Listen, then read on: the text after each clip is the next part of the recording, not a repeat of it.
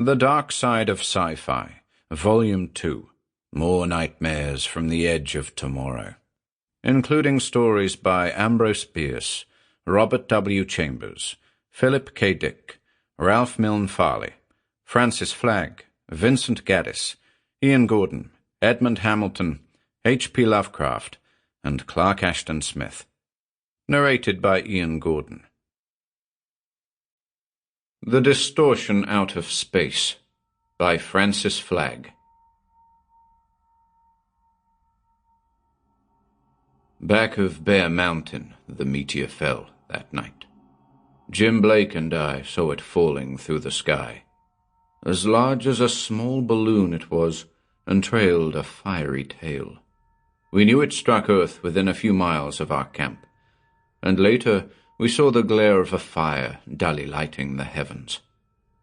Timber is sparse on the farther slope of Bear Mountain, and what little there is of it is stunted and grows in patches, with wide intervals of barren and rocky ground.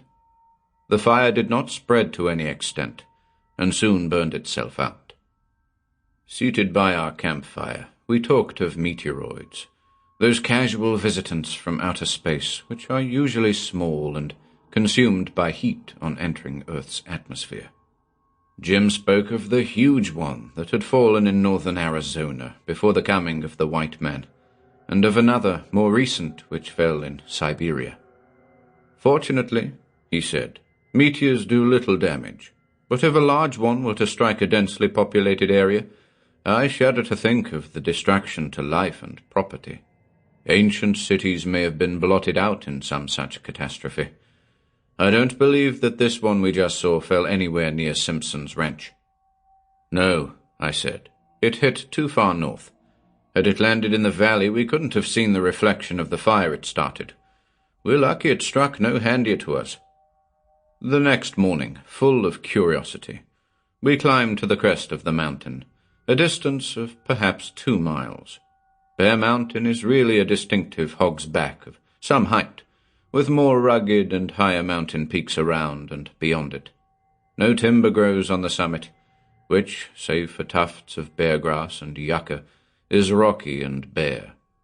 Looking down the farther side from the eminence attained, we saw that an area of hillside was blasted and still smoking. The meteor, however, had buried itself out of sight in earth and rock, leaving a deep crater some yards in extent. About 3 miles away, in the small valley below, lay Henry Simpson's ranch, seeming... Sample complete. Ready to continue?